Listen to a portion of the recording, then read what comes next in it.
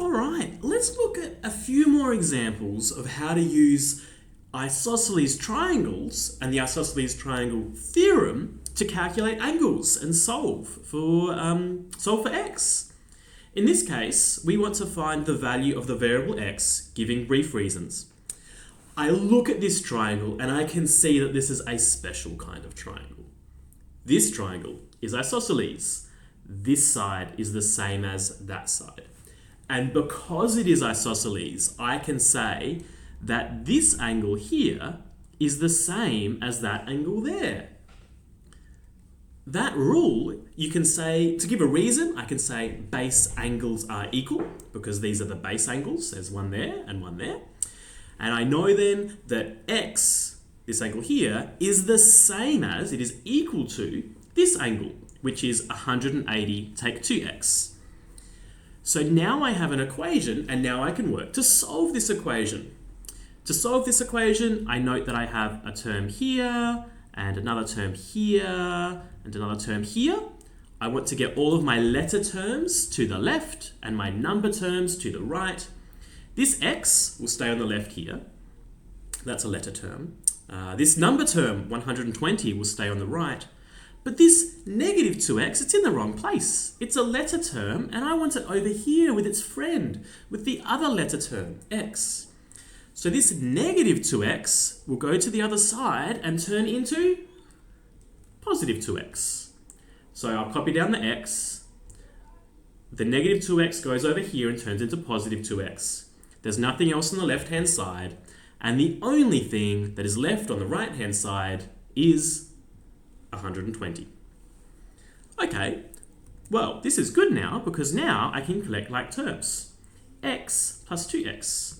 This is one lot of x plus two lots of x is 3 lots of x. I can collect like terms. Again, I will copy down the equals and copy down the 120. Very good, so 3 times x is 120. On the left-hand side, I have 3 times x. There's an invisible times sign right in the middle here. You can't see it, but it's there. So x has been multiplied by 3. I want to undo that. What is the opposite of multiplying by 3?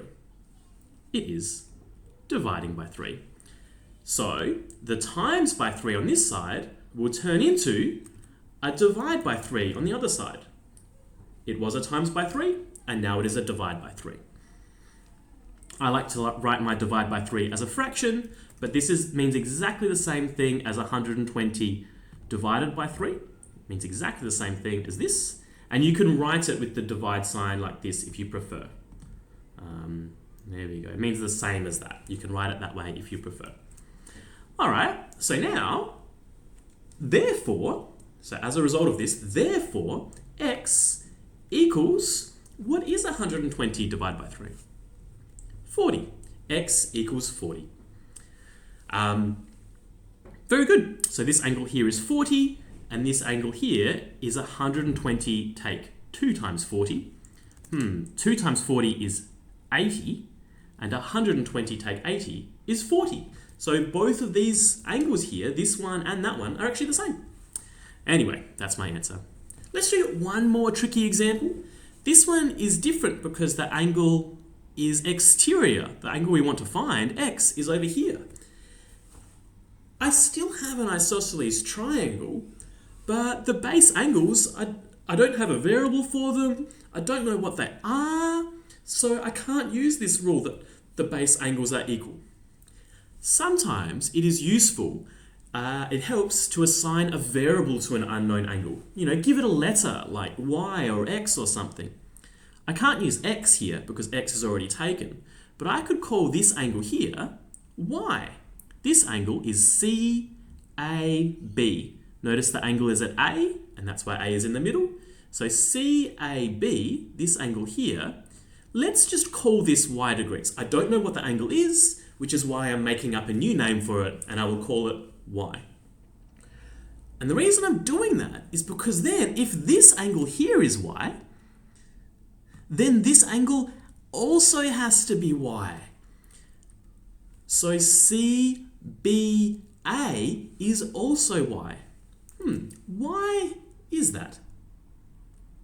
It is because the base angles of an isosceles triangle have to be equal. This is one of the base angles, that's the other base angle. And if I know that these are both y, I may as well label it as well. Y and y. Very good. Okay, now what? Well, if I look at this triangle, I know what the angles add up to.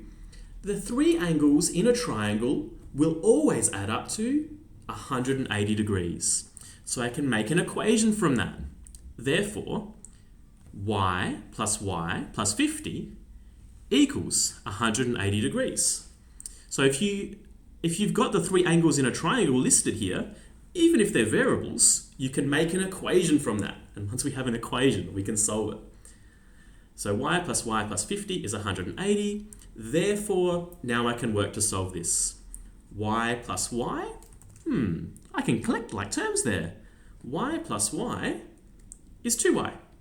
The rest of the equation, I will just copy down. Oh, except I want to get my letter terms on the left and my number terms on the right. This 180 is already on the right. That's not a problem. But this plus 50, it's on the left. Let's move that plus 50 to the other side where it will become negative 50. There we go. The reason why I like to get my number terms on the right is now I've got something here that is just a subtraction with numbers in it. I can do that in my head or I can put it in my calculator. What will this turn into? 180 take 50 is the same as 130. So I'll copy down my 2y, I'll copy down my equals. 2y is 30. Very good. So therefore, as a result, what's the invisible symbol between the 2 and the y? There is an invisible time sign. You can't see it. You don't have to write it, but it is there. So y has been multiplied by 2. I want to undo that. What's the opposite of multiplying by 2? It's dividing by 2. So I can move that to the other side and it will become the opposite, 130 divided by 2. So therefore, y equals, what is 130 divided by 2? It is 65. And just to check, 65 plus 65 plus 50 really is 180. We have a real triangle.